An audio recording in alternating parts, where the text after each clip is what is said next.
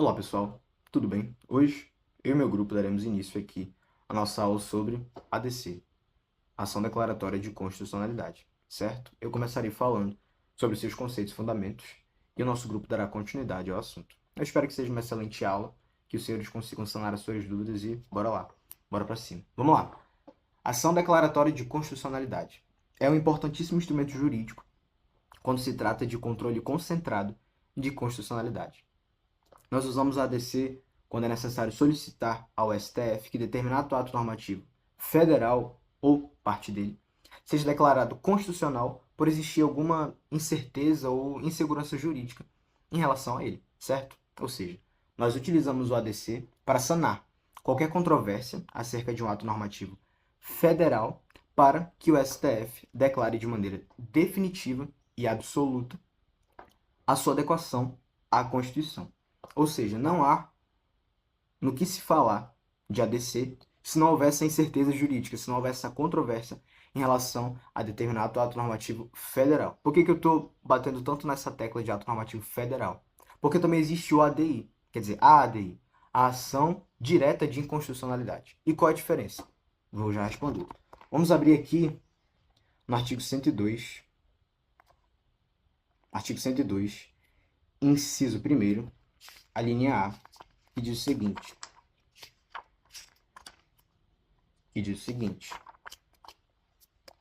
compete ao STF, principalmente a guarda da Constituição, cabendo-lhe processar e julgar originariamente ação direta de inconstitucionalidade de lei ou ato normativo federal ou estadual e ação declaratória de constitucionalidade de lei ou ato normativo federal. Essa redação é dada pela Emenda Constitucional número 3 de 1993.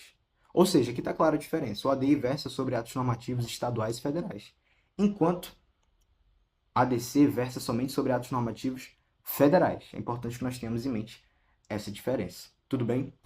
Outra coisa. Opa, só um momento. Oi, Gisele. Hoje a gente acabou de voltar da Europa. Aqui tem um monte de compra ali na mesa que a gente tem que se empacotar ainda. Ah, tá, isso. Sim, eu amo você, sou marido obediente. Tá, beijo, te amo. Tchau, tchau, tchau, tchau. Desculpa, gente. Mulher aqui, esposa.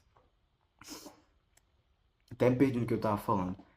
Falamos aqui sobre a diferença da ação declaratória de constitucionalidade para a ação direta de inconstitucionalidade, certo? Opa, o computador desligou aqui, de vez em quando acontece. Foi a nossa introdução de ADC, nosso grupo dará continuidade e eu espero que seja uma excelente aula. Um abraço do professor Jefferson. Tchau, tchau. Boa noite a todos, eu sou Giovana e vou falar sobre o cabimento. O meu objetivo é destacar a importância do cabimento como requisito essencial para a admissibilidade da ação declaratória de constitucionalidade, ADC. O cabimento não é uma mera formalidade processual, ele é o termômetro da crise jurídica. A ADC é um instrumento de controle concentrado focado em reafirmar a presunção da constitucionalidade de uma lei, mas só deve ser acionada quando a presunção é ameaçada por uma instabilidade real. Ele exige a comprovação da controvérsia judicial relevante. O que o STF busca é a comprovação real que a lei está sendo questionada massivamente e, pior, interpretada de formas opostas por juízes e tribunais em todo o país. Não se trata apenas de uma dúvida teórica, e sim sobre um caso prático que paralisa a aplicação da lei e fere a segurança nacional. Essa controvérsia deve ser comprovada em documento. O requerente tem o ônus de anexar as cópias das decisões judiciais concretas e conflitantes. Essas cópias servem como prova material de insegurança jurídica. Se não houver um volume expressivo das sentenças e acórdãos divergentes, se não for demonstrada a cisão interpretativa e generalizada, o requisito de cabimento falha. Portanto, o cabimento é um filtro de relevância do STF. Ele transborda o ADC por um mero debate legal e necessidade de imperiosa de ordem pública. Se o requerente não comprova essa materialidade das decisões, a crise é real e relevante. A ADC será simplesmente não reconhecida. Obrigada. Oi, meu nome é Yara e eu vou explicar sobre o objeto da ADC, Ação Declaratória de Constitucionalidade.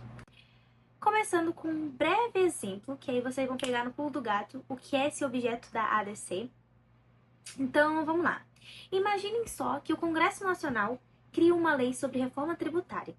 Essa lei é publicada, mas de repente alguns juízes de primeira instância em todo o país comecem a conceder liminares interpretando cada um de um jeito essa lei. vai criar, né, ali uma enorme insegurança jurídica. E para resolver esse problema, a Constituição criou justamente a ADC. E o objeto dessa ADC é o alvo principal ali em questão. Eu trouxe para vocês uma situação, e aí o fato dos juízes estarem interpretando de um jeito ou de outro uma lei que já foi publicada, ou seja, é uma lei já existente, gerou esse conflito, né? Gerou essa insegurança jurídica, e aí vem a ADC, e o objeto dela é justamente resolver esse problema. E como que ela vai resolver? Ela vai levar ao STF com o intuito de obter uma declaração, uma certidão que vai valer para todos. Ou seja, o objeto é uma declaração. Não é criar nenhuma lei, muito menos modificar uma já existente. É uma certidão de que aquela norma é constitucional. E quem profere essa declaração, essa certidão, é o STF. E a decisão do STF, na ADC, vai valer para todos. Juízes e tribunais inferiores vão ficar vinculados a esse objeto. E sobre o que, Yara, recai o objeto?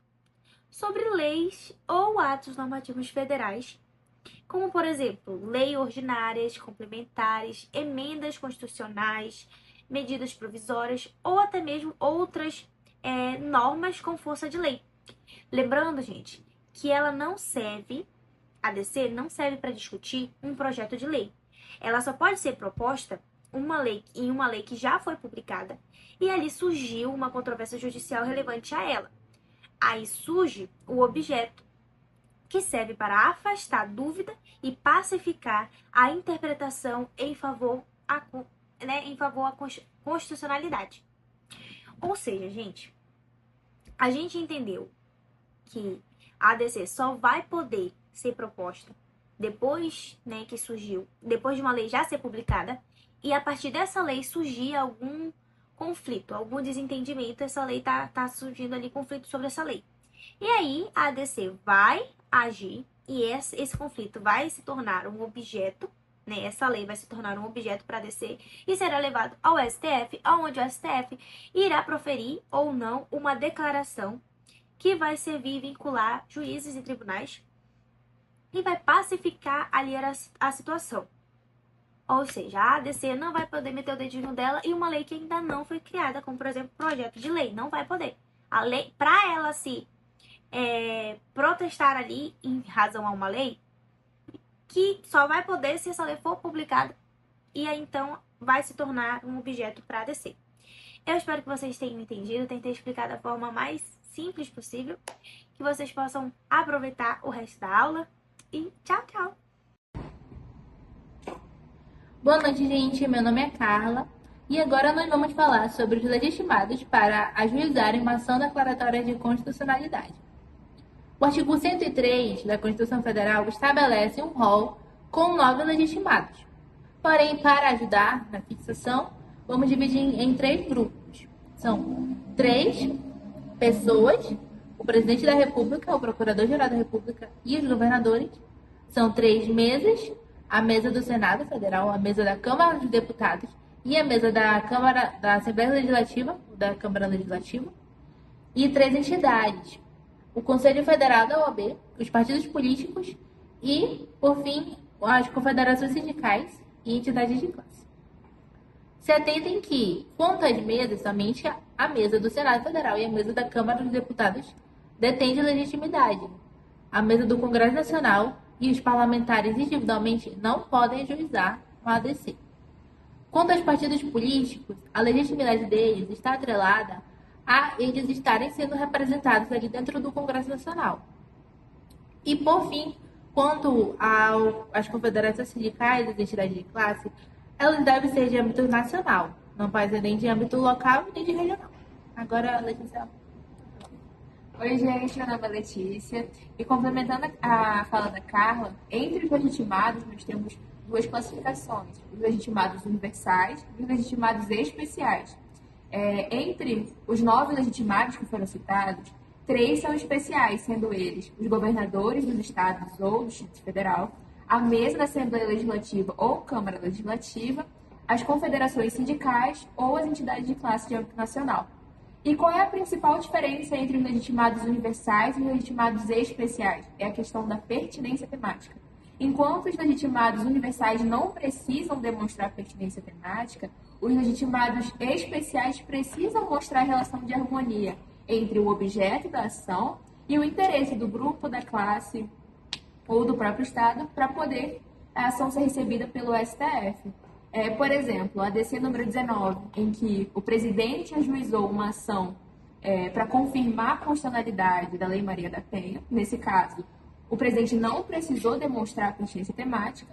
No entanto, se uma confederação sindical for ajuizar uma ADC, ela precisa mostrar um nexo entre a norma federal e o interesse que vai ser defendido. E sabe uma coisa que é interessante? É que entre todos os 9 legitimados, os partidos políticos, as confederações sindicais ou as entidades de classe de âmbito nacional, elas não têm capacidade postulatória, ou seja, elas precisam ser representadas por um advogado para poder propor a ação. Obrigada.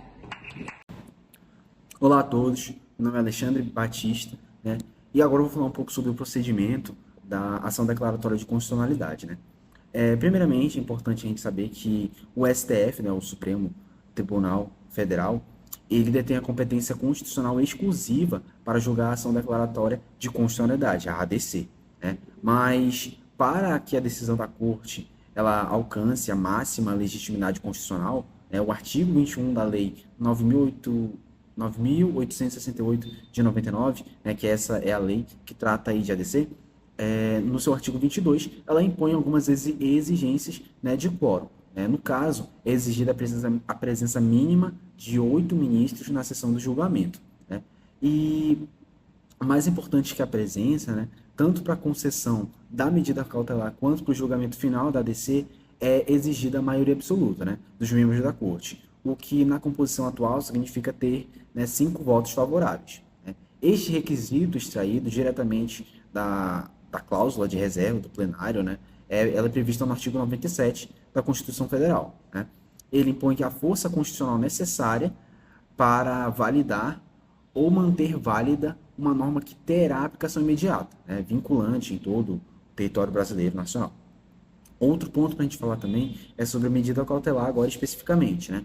O artigo 21 da lei que eu tinha dito, né, a Lei 9.868 de 99, ela trata, né, sobre a medida cautelar, né, que é um expediente processual que é importante ali no julgamento da ADC, certo?